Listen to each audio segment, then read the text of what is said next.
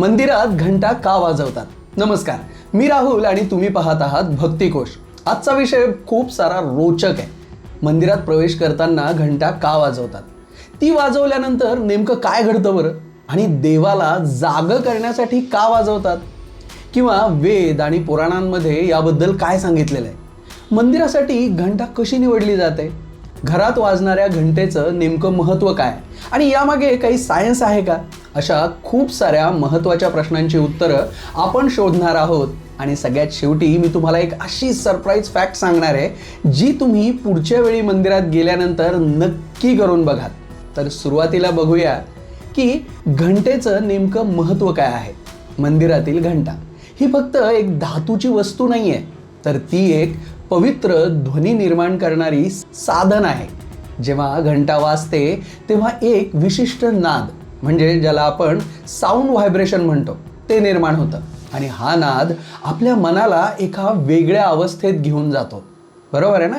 की ज्या ठिकाणी आपल्याला असं वाटतं की एकदम मेडिटेशन अवस्थेत. आता हे देखील पाहणं तितकंच गरजेचं आहे की प्रत्येक मंदिरात घंटा का असते आणि मंदिरात घंटा का लावली जाते. तर ज्या वेळेस आपण मंदिरात प्रवेश करतो त्यावेळी आपल्या मनात असंख्य विवंचना असतात, असंख्य समस्या असतात. तेव्हा मंदिरात प्रवेश करताना आपलं लक्ष बाहेरच्या जगातून काढून देवाकडे केंद्रित करण्यासाठी घंटा म्हणजे एक प्रकारचा सिग्नल आहे, जो आपल्याला सांगतो की आता तुम्ही देवाच्या उपस्थितीत आहात. आणि मंदिरात प्रवेश केल्यावर आपण घंटा वाजवतो. आता प्रश्न पडतो की घंटा वाजवल्यानंतर नेमकं काय होतं बरं?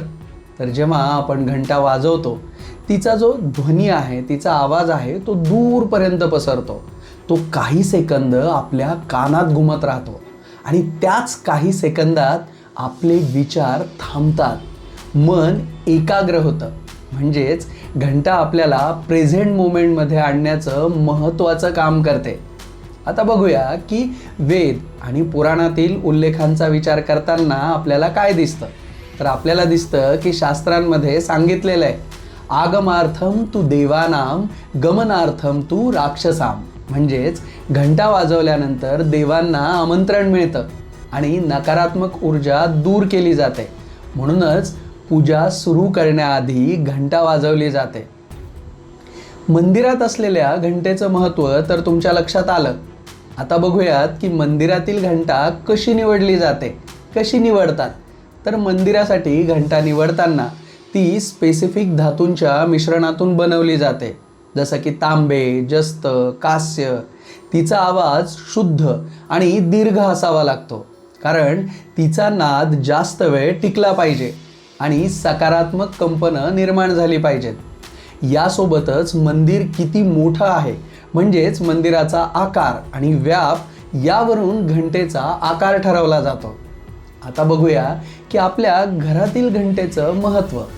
आपण घरात पूजा करताना जी घंटा वाजवतो ती घरातील वातावरण शुद्ध करते, निगेटिव्ह एनर्जी कमी करते आणि सगळ्यात महत्त्वाचं म्हणजे आपल्या मनाला शांत करते.